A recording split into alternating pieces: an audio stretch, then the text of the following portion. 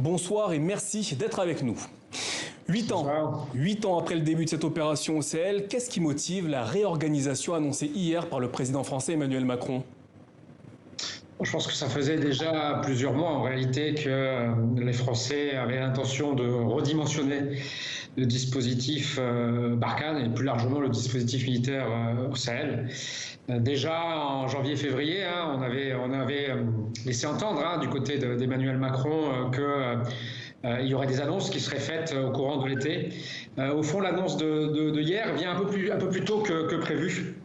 Elle est peut-être liée au fait qu'on attendait du côté français une opportunité pour justifier ce retrait, ou en tout cas cette reconfiguration. Et au fond, les dynamiques politiques, l'instabilité politique à Bamako est une occasion pour la France de dire, au fond, voilà, on a essayé beaucoup de choses, mais du côté des États sahéliens, on ne joue pas suffisamment le jeu. C'est pour cela qu'on va passer en deuxième ligne. Les enjeux de politique intérieure en France ont-ils pesé dans cette décision ? Oui, je pense qu'il pèse dans cette décision. Encore une fois, je pense qu'il y a quelques mois encore, on espérait avoir du côté français plus de succès, afficher plus de succès après l'investissement militaire en 2020, après Pau. Malheureusement, du côté français, on n'a pas eu des résultats tangibles. Et donc voilà, à l'approche des élections l'année prochaine, au vu d'une opération Barkhane qui a beaucoup duré, qui a beaucoup coûté, on voulait aussi peut-être éviter une année compliquée, reconnaître aussi un certain nombre d'échecs. Et donc voilà, il fallait peut-être un an avant des échéances électorales importantes en France, saisir une occasion qui se présentait pour au fond présenter une reconfiguration qui, encore une fois, porte une grande partie du blâme, non pas sur la stratégie française, mais plutôt sur les partenaires sahéliens qui n'auraient pas joué le jeu. Avec l'annonce faite hier, quelles pourront être les conséquences pour les armées locales face aux djihadistes sur le terrain ? Bon, alors c'est un petit peu difficile à dire avec précision, d'abord parce qu'on n'a pas encore les détails de cette reconfiguration du dispositif militaire français.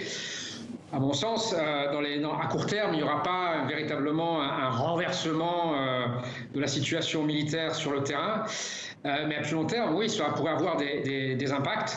Alors peut-être pas tant d'un point de vue militaire que politique. C'est-à-dire que d'un point de vue militaire, la France ne se retire pas. Elle reconfigure son dispositif. Elle reste finalement en seconde ligne. Elle va sans doute contenir toute avancée trop forte du groupe djihadiste sur les grandes villes ou sur la capitale.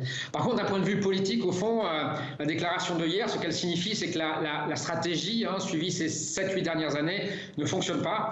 Et donc, peut-être ça va donner un peu plus d'air, un peu plus d'espace pour d'autres partenaires, en particulier pour les États sahéliens, d'avancer leurs propres solutions. Et au fond, voilà, c'est aujourd'hui aux États sahéliens d'explorer leurs solutions à la crise.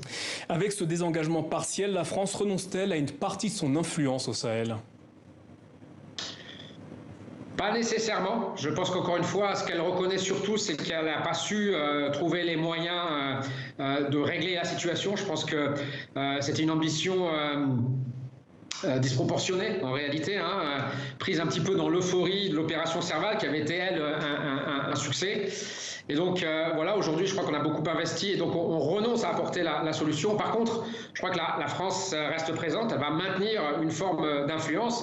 Mais oui, à l'évidence, elle n'aura pas vis-à-vis, au fond, des partenaires sahéliens, mais aussi des autres partenaires qui sont actifs au Sahel. Elle n'aura finalement plus cette capacité à être la pièce maîtresse, au fond, qui dirige le jeu international et régional dans la région. Il va peut-être lui falloir composer avec d'autres partenaires, encore une fois les partenaires sahéliens, et puis pourquoi pas d'autres partenaires extérieurs.